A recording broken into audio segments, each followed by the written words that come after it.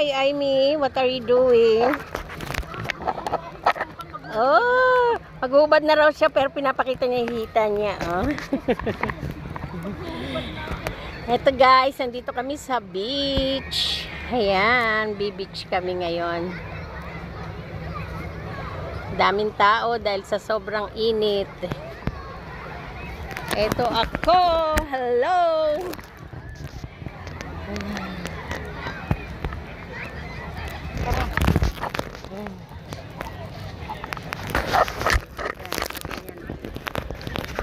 Oo.